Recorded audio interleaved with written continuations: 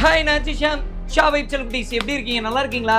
விஜய், பார்வதி, கமருதீன் ரெண்டு பேருக்குமே red card கொடுக்கறதுக்கு 100% தகுதி இருக்கும் நபர்கள் போல நேத்து அந்த டிடிஎஃப் ஹார்ட் டாஸ்க்ல நடந்துகிட்ட விஷயம் வன்மம் மிகுந்ததாக வந்து இருந்தது. அதை பத்தி இந்த வீடியோல வந்து பார்க்க போறோம். அது மட்டும் இல்லாம இந்த டிடிஎஃப் டாஸ்க்ல பிக் பாஸ் டீமே வந்து ஒரு சில ஃபேவரிசம் வந்து பண்ணியிருக்காங்க, ஒரு சில மோசடிகளை பண்ணியிருக்காங்க. இது எல்லாத்த பத்தியும் டீட்டெயில்டா வந்து பார்க்க போறோம். ஒரு கார் டாஸ்க் அப்படின்னு வரும்போது இந்த கமருதீன் அவர்களுக்கு இந்த கார் டாஸ்க்கு முன்னாடியே ஃப்ராடு சாண்ட்ரா அப்படின்னு சொல்லிட்டு ஒரு இரிட்டேட்டிங் வந்து பண்ண ஆரம்பிச்சிட்டாங்க. ஜென்ரலாக வந்து சாண்ட்ரா அப்படின்ற நபர் வந்து ஒரு சில இடங்கள்ல நடிப்பறக்கையா இருந்திருக்காங்க. அதை நம்மளும் வந்து பேசியிருக்கோம். ஆனால் இந்த டாஸ்கை பொறுத்த வரைக்கும் அவங்கள விட பார்வதி மீதும் அப்புறம் கமருதீன் மீதும் தான் தவறு அதிகமாக வந்து இருந்துச்சு. இந்த கமருதீன் அவர்கள் வந்து பார்த்தீங்கன்னா இந்த பிஆர் ஆக்டிவிட்டி அதிகமாக பண்ணுறாரு, நிறைய செலவழிச்சு பண்ணிட்டு இருக்காரு. அந்த டீம் எங்களை மீட் பண்ணுச்சு அப்படின்னு சொல்லிட்டு சாண்ட்ரா சொன்னதுலேருந்து சாண்ட்ரா மேலே ஒரு கோவம், கடுப்பு, வன்மம். அப்போ அதை எப்படியாவது அவங்க தலையில் இறக்கணும் அப்படின்றதுக்காக தான் பார்வதியோட மறுபடியும் கூட்டு சேர்ந்த மாதிரியே வந்து எனக்கு வந்து தோணுச்சு. சேர்ந்து சாண்ட்ராவை அட்டாக் பண்ணோம். அவ்வளோ வன்மம் வந்து மண்டைக்குள்ளே வந்து உட்காந்துருக்கு கமருதீன் அவர்களுக்கு. ஸோ அப்படி இருக்கும்போது ஸ்கேம்ட்ரா அப்படின்னு சொல்லிட்டு அந்த காரில் ஆரம்பித்தது யார் அப்படின்னு சொல்லிட்டு பார்த்தீங்கன்னா கமருதீன் அவர்கள் தான். ஏன்னா அதுக்கு முந்தின நாள் வந்து ஃப்ராடுன்னு சொல்லியிருக்காரு. அதுக்கப்புறம் ஸ்கேம்ட்ரா அப்படின்னு வந்து சொல்லும் போது என்ன ஊழல் பண்ணாங்கன்றது தெரில. ஒரு சில இடங்கள்ல நடிப்பறக்கையாக வந்து இருந்திருக்காங்க. பிகினிங்கில் விக்ரம வந்து தவறாக பேசினாங்க, ஒரு சில விஷயங்கள் பண்ணியிருந்தாலும் ஸ்கேம்ட்ரா அப்படின்னு சொல்லும் போது அது அவங்களுக்கு ட்ரிகர் ஆயிருக்கு. ஸோ அவங்க ட்ரிகர் ஆகும்போது காமருதீன் அப்படின்னு சொல்லிட்டு காமம் அப்படின்ற வார்த்தையில வந்து அவங்க சொல்றாங்க. ஏன்னா அந்த மாதிரியான செயல்கள் தான் மெரினா பீச்சில் உட்காந்து என்ன விஷயங்கள்லாம் வந்து பண்ணுவாங்களோ அந்த மாதிரியான செயல்பாடுகளை தான் இவங்க ரெண்டு பேருமே வந்து பண்ணியிருந்தாங்க. இதற்கு முன்னாடி பிக் பாஸ்ல லவ் பண்ணாமலாம் இல்லை. நீங்க மலையாளத்துலலாம் வந்து பேலைமானே அவங்களுடைய அந்த லவ் ஸ்டோரிலாம் வந்து பார்த்தீங்கன்னா ரொம்ப கியூட்டாக தான் இருந்தது. தெலுங்குலேயே ஒரு சில லவ் வந்து இருந்தது, அது கியூட்டாக தான் இருந்தது. ஆனால் பாரு, கமருதீன் அவங்க பண்ணக்கூடியது உங்களை நீங்களே கொச்சப்படுத்திக்காதீங்க அப்படின்னு சொல்லிட்டு பார்வதியோட அம்மாவே வந்து சொல்லியிருந்தாங்க. கமருதீன் அவங்க அக்காவே என்ன சொல்லியிருந்தாங்கன்னா, நம்ம தலை நிமிர்ந்து நடக்க வேணாமா அப்படின்ற மாதிரி தான் சொல்லியிருந்தாங்க. அப்படிப்பட்ட சூழ்நிலையில காமருதீன் அப்படின்னு சொல்லும்போது அதுக்கப்புறம் ஏன்னா இந்த சாண்ட்ரா மட்டும் கிடையாது, அங்கே வீட்டில் இருந்த பெண்கள் நிறைய பேரை கமருதீன் ரொம்ப தரக்குறைவான வார்த்தைகளை பேசியிருக்காரு. அதில் வந்து மூஞ்சில காரி துப்பிடுவேன், என்ன வார்த்தை அது? அது மட்டும் இல்லாமல் நீங்கள் வந்து 2 குழந்தைய வந்து காமம் இல்லாமலா பெற்றீங்க அப்படின்ற வார்த்தையை வந்து பயன்படுத்தியிருக்காரு. அதை வந்து மியூட் பண்ணியிருக்கிறாங்க. அப்புறம் இந்த மாதிரி நிறைய வார்த்தைகளை வந்து அடிக்கிருக்காரு. அதுக்கப்புறம் போடி, வாடி அப்படின்றதுலேருந்து ஆரம்பித்து செருப்பு பிஞ்சிரும்ன்ற வார்த்தையெல்லாம் எப்படி பயன்படுத்தலான்னே தெரியல. ஒரு பொண்ணை பார்த்து செருப்பு பிஞ்சிரும் அப்படின்ற வார்த்தையை பயன்படுத்துகிறாங்க. அதுக்கப்புறம் நீங்கள் சாண்ட்ரா அப்படின்ற ஒருத்தவங்களை எடுத்துக்கிட்டிங்கன்னா அவங்க வந்து பிடிக்கல அப்படின்னா பேசாமல் அமைதியாக வந்து இருந்துருவாங்க. திவ்யா ஃப்ரெண்டாக இருந்தாலும் பிடிக்கல அப்படிங்கும் போது ஒரு 10 நாள் கிட்ட பேசாமல் தான் இருந்தாங்க. அந்த மாதிரி இவங்க 2 பேர்கிட்டையும் பேசாமல் டாஸ்க்குக்காக உட்காந்துட்டு இருக்காங்க. இவங்க 2 பேரும் தான் ட்ரிகர் பண்ணுறாங்க. அப்படி இப்படி பார்த்து பார்த்து சிரிக்கிறது, நக்கல் பண்ணுறது இப்படின்னு தான் போயிட்டு இருந்தது.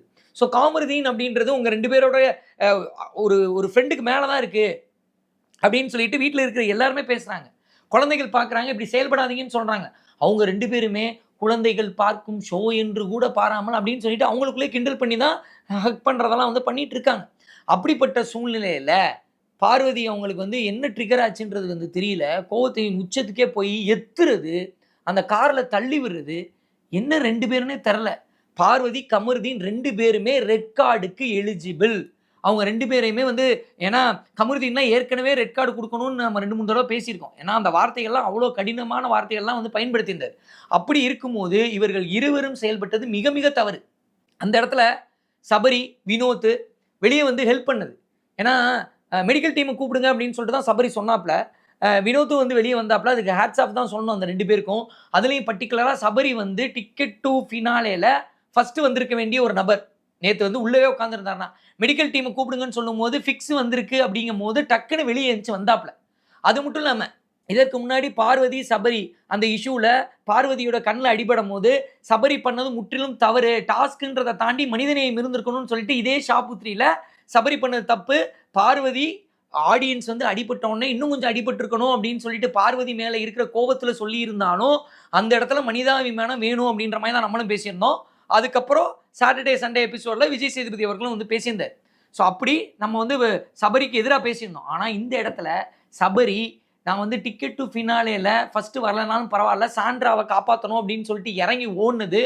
Hats off Sabari, hats off Vinod.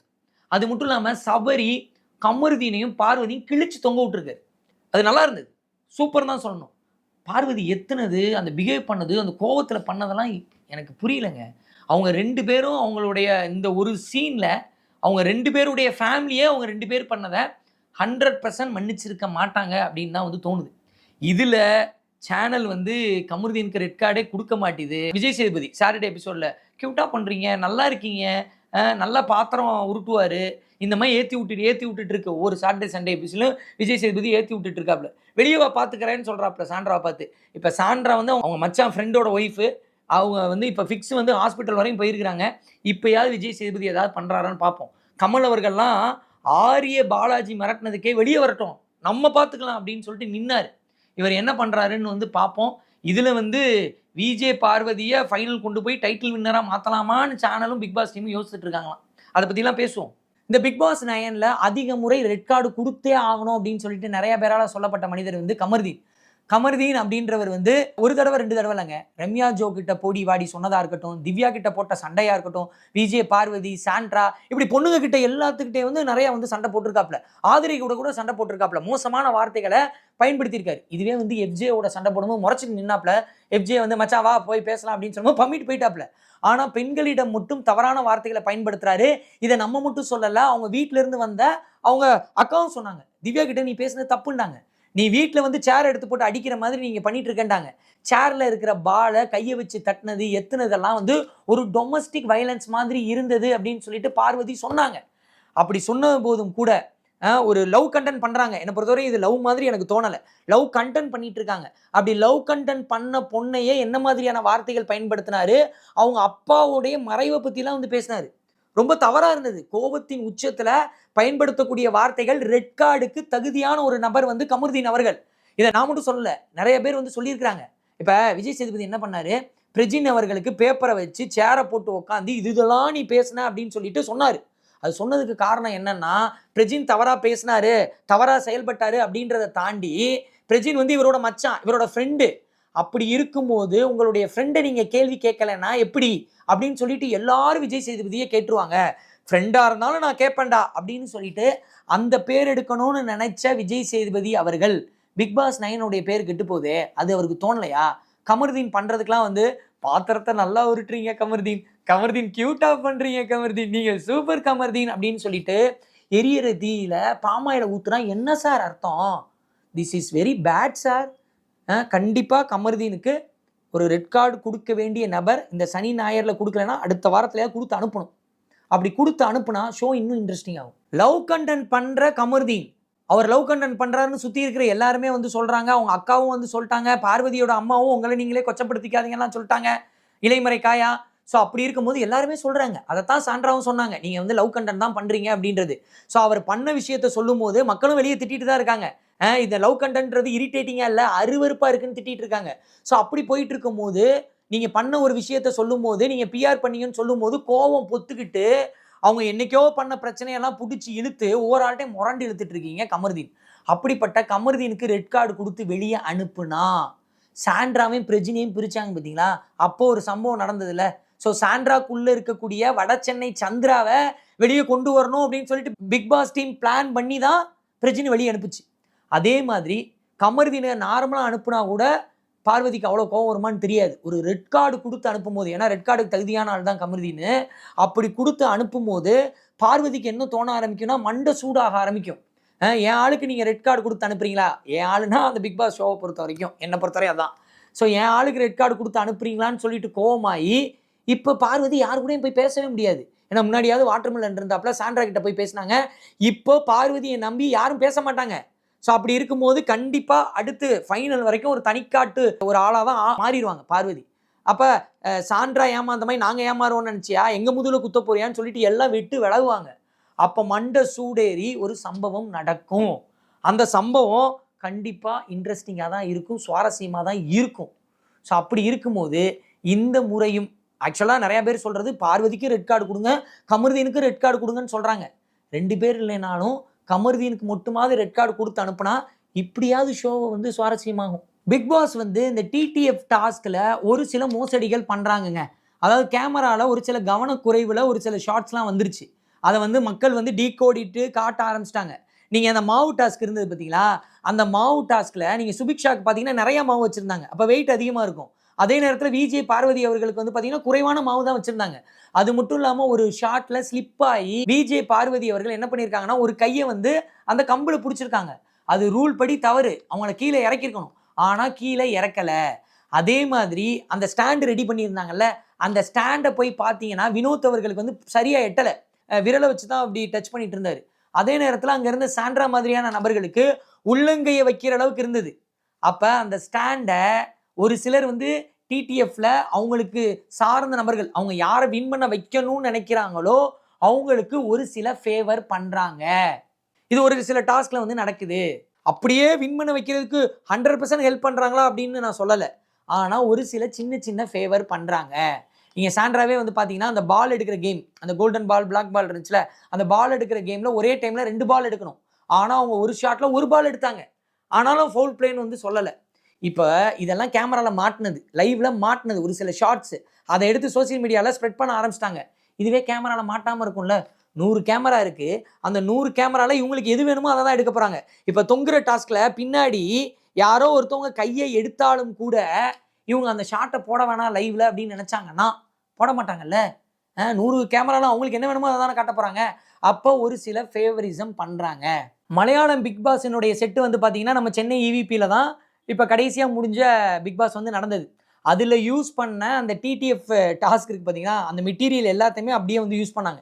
எப்படி வந்து மலையாளம் பிக் பாஸில் இருந்து அந்த டிடிஎஃப் ரவுண்டை யூஸ் பண்ணாங்களோ அதே மாதிரி இப்போ ரீசெண்டாக தெலுங்கு பிக் பாஸ் வந்து முடிஞ்சது. அதில் வந்து தனுஜா அப்படின்னு ஒருத்தவங்க இருந்தாங்க, கல்யாண் இருந்தாங்க. இவங்க 2 பேர் தான் ஃபைனலுக்கு வந்து வந்தாங்க. இவங்க 2 பேருமே வந்து பார்த்தீங்கன்னா லவ்வரா ஃப்ரெண்டா, ஏன்னா இந்த பேர் நல்லா இருக்குது அப்படின்னு சொல்லிட்டு மக்கள் சோசியல் மீடியாவில் பேச ஆரம்பிச்சாங்க.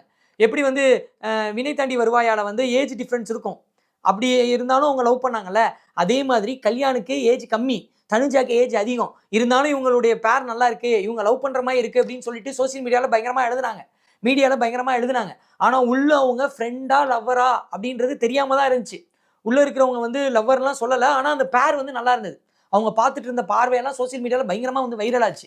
அப்படிப்பட்ட சூழ்நிலையில் தனுஜாவா கல்யாணா அப்படின்னு சொல்லிட்டு அந்த ஃபைனலில் அந்த கப்புள் இருக்காங்கல்ல, அது ஒரு ஃப்ரெண்ட்லின்னு வெளியே வந்து சொல்லிட்டாங்க. பிக் பாஸ் முடிஞ்சு 9 முடிஞ்சு இப்போ தான் டிசம்பர் 20ஆம் தேதி முடிஞ்சு கல்யாணம் வின் பண்ணிட்டாப்ல. வின் பண்ணதுக்கப்புறம் வெளியே வந்து தனுஜா சொல்லிட்டாங்க 2 பேரும் நல்ல ஃப்ரெண்டு அப்படின்னு சொல்லிட்டாங்க. பட் ஆனால் அந்த பேர் லவ்வரா ஃப்ரெண்டா அப்படின்ற குழப்பம் இருந்துச்சு பார்த்தீங்களா, அது சுவாரஸ்யமாக இருந்தது. அதே மாதிரி ஒரு ஸ்கிரிப்டை தான் பார்வதி அவர்கள்ட்டையும் கமர்தீன் அவர்கள்ட்டையும் சொல்லி தலைவன் தலைவி படமாக இருக்கட்டும் இது அப்படின்னு சொல்லிட்டு பிளான் பண்ணுவது போல் இருக்கு அவங்களுடைய லவ் கண்டென்ட்டை பார்க்கும்போது. ஏன்னா இது உண்மையான லவ் அப்படின்றது அவங்க 2 பேரும் வெளியே வந்து கல்யாணம் பண்ணுற வரை நான் நம்பவே மாட்டேன். மாவை தூக்கி போட்டதா இருக்கட்டும், சண்டை போட்டதா இருக்கட்டும். ஏன்னா விஜய் பார்வதி அவர்கள் அவங்க அம்மா வர்ற வரைக்கும் அம்மா வந்தா என்ன ஆகும்னே தெரியலையே அப்படின்னு சொல்லிட்டு ஒரு டிராமாவை போட்டாங்க. அப்போ அடுத்த வாரம் வரைக்கும் பிக் பாஸ் வீட்டுக்குள்ளே இருக்கிறதுக்கு ஒரு சுவாரஸ்யத்தை கிரியேட் பண்ணாங்க.